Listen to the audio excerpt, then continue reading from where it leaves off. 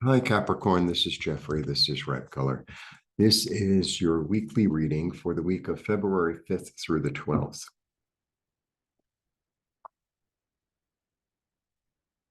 Hope you're well.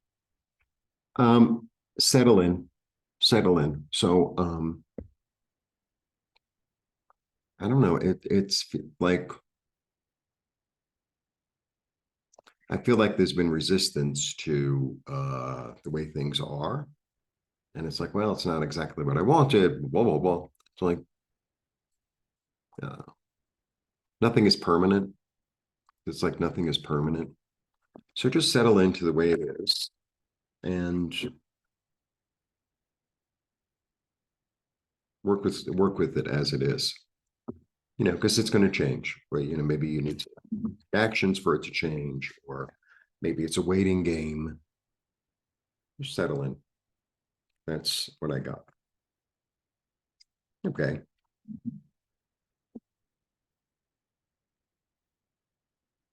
Or it could be you move your house or your business or something. Like settle in. It takes time. Believe me. I'm the pro at that. Yeah. Yeah. There's lots of new creative ideas coming, and there's lots of ideas, like lots of fertile ideas, lots of it's almost like there's so much coming at you that you have to like sift through it, see what works, see what makes sense, see what's easiest, see what makes you most excited. It's like that. So I feel like there's a time to like, okay, let me put things in order. It's a little bit of that. And then I have the Three of Wands. And the Three of Wands is a really interesting card. I think I say that for every card. Some are more interesting than others. Well, some of them I have more interpretations for than others. And they kind of talk to me as I continue to read, tell you the truth. So the Three of Wands is creative. It's really about looking forward to the future.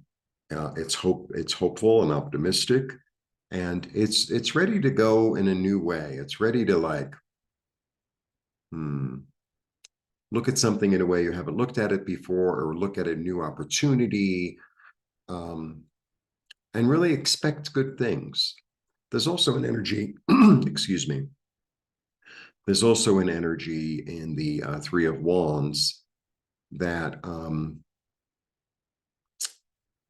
it like I'm letting go of stuff. Like I'm going down to the shore, right?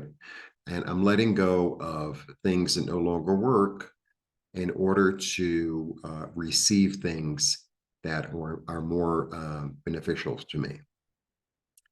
Um, so when I lived in New York, I lived pretty close to the river. I lived near the Hudson, and the Hudson is really a lovely river, really is.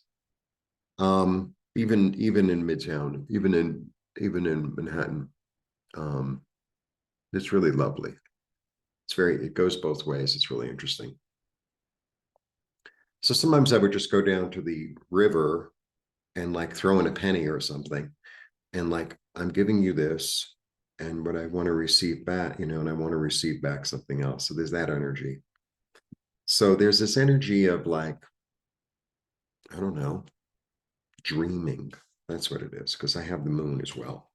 So there's this energy of imagining, dreaming, using your intuition. It's like I have all these opportunities, I have all these skills, I have all these talents, I have all these my mind is open. There's this energy of my mind is open.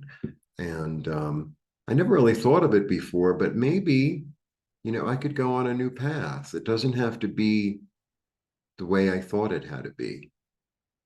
So like for instance, you're in school and you're studying a certain topic, and then for some reason I don't know, maybe you had a crush on somebody and they were like, oh, well, you come to my class and it's free, and it's like you go with them, and then you forget the crush because you're so involved in this new topic. It's like, oh, this is actually more interesting than I thought it was, and maybe this is what suits me better, because there's this energy of like going on a new path, and you're not really quite sure where it's going, but you're kind of being led.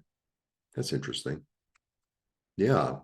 And you feel that it could be really fulfilling. You feel like it could be really fulfilling.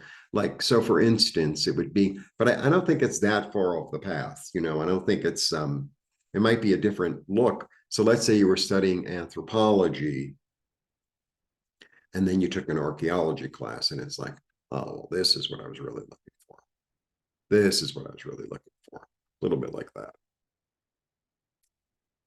Yeah.